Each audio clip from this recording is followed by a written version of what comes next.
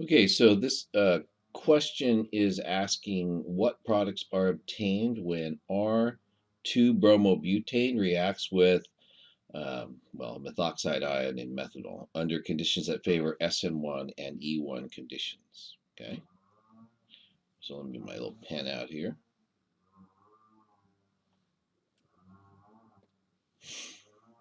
SN1 or E1 conditions. Oh gosh, we get a fatter pen. I'll do that. Okay.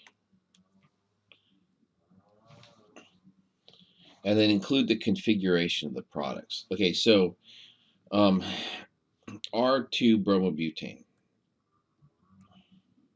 That's butane. And then we need a bromine. So that's the number 2 carbon. I want it to be R. So this is actually the number 1. So it'll be going to the right. So I put it in the front. And then the hydrogens is in the back like that. So that's R2-bromobutane. Just a reminder of how you draw that is you just draw the parent and then you add the substituent without drawing the bond, and then you determine whether or not it needs to be forward or backwards based on the direction of rotation. So um, now if it's SN1, what you'll get is an ether, because it's a substitution for the bromine, and because it's SN1, you'll get um, a racemic mixture of these two. I'll just leave the hydrogen off, it's just a lot easier. Like that. Okay, so there's one.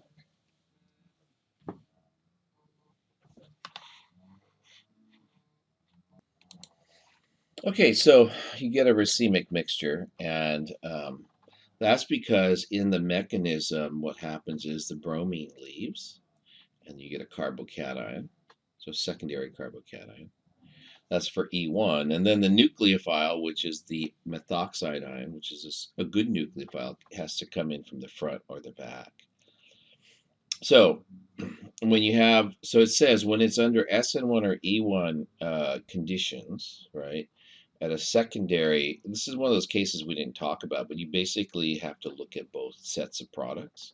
Now, when you do the E1 mechanism, you go through the same intermediate. So this is SN1. When you go undergo E1, what happens is you get a double bond. Now, the double bond that you get follows Zaitsev rule. It's still a beta elimination. So methoxide ion comes in. Oh, sorry, methoxide will come in, remove the hydrogen, the beta hydrogen, and form the double bond. And it does that hydrogen because that hydrogen gives you the more substituted double bond, Zaitsev's rule. On the other hand, the other thing to consider is there's cis and trans, and because of steric strain, trans is more stable than cis. So those are the configurations of the products, right? And it's the SN1 and E1 mechanisms. I didn't write these notes on this problem. This is just a study guide I purchased online. So give the major products of an E2 reaction of each of the following compounds with hydroxide ion. So we're going to do an E2. So in an E2 elimination, you're going to do beta elimination again. And then there's a hydrogen on A. And so you'll end up with this. All right. And then for the problem B, let me just redraw this. It's this. Again, E2 elimination gives us the more substituted double bond. So you'll end up getting that. Again, there's a hydrogen here. So I can do a beta elimination. So the base comes in, grabs the hydrogen. E2 means it happens in one step, and so you get a single product out. But again, in this chapter, when you're trying to do elimination reactions, the products are always the more substituted double bonds. And so if it gives you in the question prompt that it needs the E2 product, then it's an elimination product with the more substituted double bond. The only conditions where this actually doesn't happen, and I can't remember if it was covered or not. Gosh, I didn't. Let's see. Do a better job of making that up. Hang on.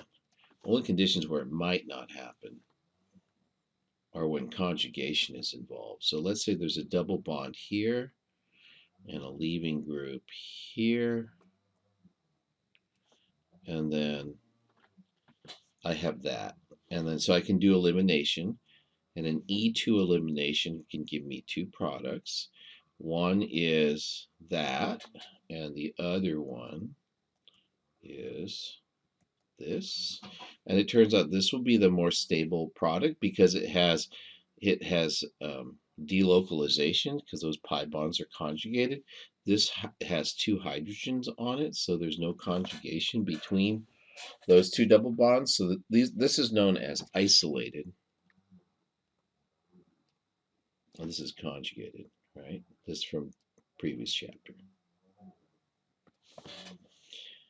So conjugated double bonds are more stable, so it'll prefer to make the conjugated double bond. But Zaitsev's rule is really about making the most stable bond.